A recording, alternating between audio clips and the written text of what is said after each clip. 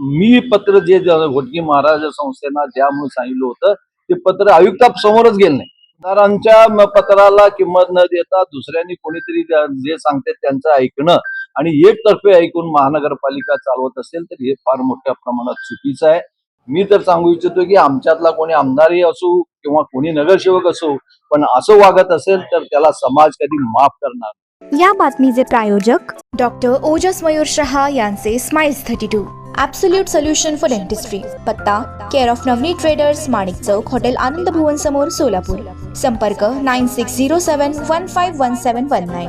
वीरशैव लिंगायत समाजाच्या अनेक वर्षापासून आपल्याला माहित आहे स्मशानभूमी माणूस जन्माला की त्याला कधीतरी जायचं असं असतंय आणि वीरशैव समाजामध्ये दफन केलं जात आहे. त्यामुळे स्मशानभूमीची जागेचा फार मोठा अडचण हा समाजाच्या वतीने गेल्या अनेक वर्षापासून मागणी आहे की हद्दवाढ जसं झालंय त्या हद्दवाढ प्रमाणे लोकांना स्मशानभूमी नाही. आज आपल्याला माहिती आहे की जोळे सोलापूर असू द्या किंवा कारखान्याजवळचा माणूस वारले किंवा इकडं बाळ्यात न वारले तर त्याला पूर्णपणे तुळजापूर वेस मध्ये आणावं लागेल आणि त्या दफन करण्यासाठी दुसरं स्मशानभूमीच नाही.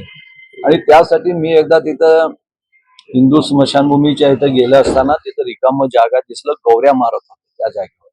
मग मी आयुक्तांना आल्यावर मी आयुक्तांशी संपर्क केला की बाबा इथं जागा रिकाम दिसते, कुठल्या संस्थेमध्ये किंवा कुठल्या दफनभूमी तिथं नाही आहे आणि आजूबाजूला सगळे दफनभूमी आहेत, तर जर करता ते वीरशैव लिंगायत समाजाला मिळत असेल तर आपण मिळवून द्यावं.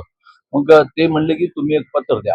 माझ्या पत्राप्रमाणे आयुक्त आणि अधिकारी जाऊन ते जागेवर जाऊन आले आणि ते देण्यास होकार केलं. आणि ह्या सगळ्या गोष्टीचं पुढे काय झालं का नाही बापूंनी सगळं सांगितलं. मला एवढंच म्हणायचं होतं की ज्याप्रमाणे आम्ही पत्र दिलं, ज्याप्रमाणे त्यांनी सिद्धेश्वर देवस्थान पंच कमिटीला त्याला आम्ही पत्र दिल्यावर पुन्हा एकदा त्यांना बोलवून त्यांना तयार करण्याचा सातत्यानं प्रयत्न केलं. ते पहिल्यांदा नको म्हणले, पण तरी त्यांना तयार करून जर करता एखाद्या समाजामध्ये एखाद्या संस्थेचं नाव आम्ही जर करता जागा बघून सुचवलेलं असताना लोकप्रतिनिधींनी कळविलं असताना ह्या अधिकाऱ्यांचं एवढं काय इंटरेस्ट होतं की दुसऱ्या संस्थेला बोलवून तुम्ही घ्या म्हणून मागं लागणं, त्यांच्याबरोबर 3-3 मीटिंग करणं. मग तुम्ही दुसऱ्या समाजाचंही आम्ही दुसऱ्या संस्थेचे पत्र दिलं होतं त्यांच्याबरोबर मीटिंग करायला पाहिजे होतं.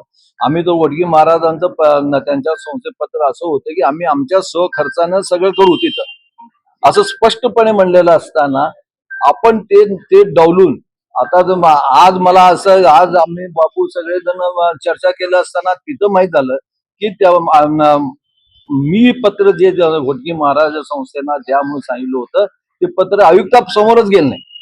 म्हणजे इथल्या अधिकाऱ्यांचं एवढा मोठा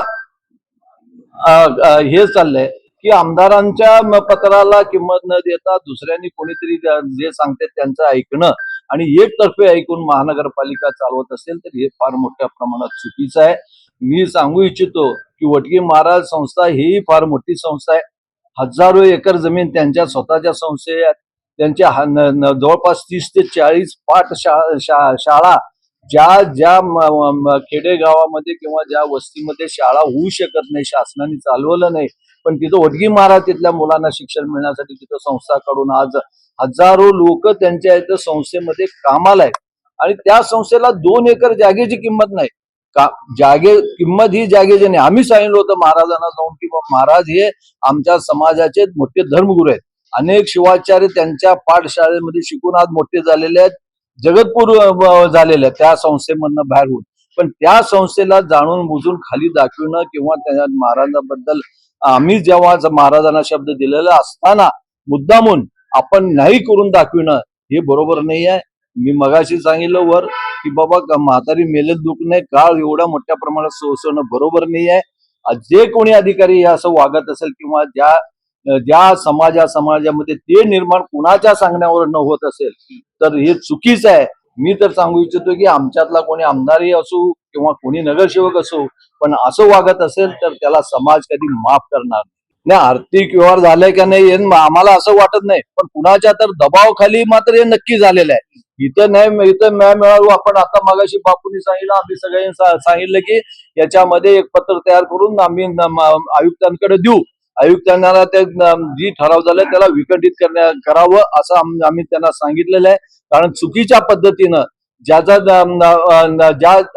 प्रस्ताव तुम्ही निर्णय घेतलेला आहे ती पूर्णपणे चुकीचं पद्धत आहे. ती चुकीचं पद्धतीचं असल्यामुळे विखंडित करावं. नाही केलं तर वर नाही ऐकलं तर आपण कोर्टामध्ये जाऊन हा प्रश्न मिटवण्यात येईल. महानगर प्रशासन काय केलंय का नेम वाटायचं काय स्पष्टच आहे ना. आज आपल्या सगळ्याच्या समोर आहे. 2 लिंगायत समाज, एवढं मोठं लिंगायत समाज सोलापूर शहरामध्ये असताना आजपर्यंत कुणीही कुठलंही राजकारण करत असताना कुणी असं समाजामध्ये भांडणं लावून कधी राजकारण केलं नाही. समाजाचे दुफळी व्हावं असं कधी विचार न करता आजपर्यंत राजकारण होत आलं.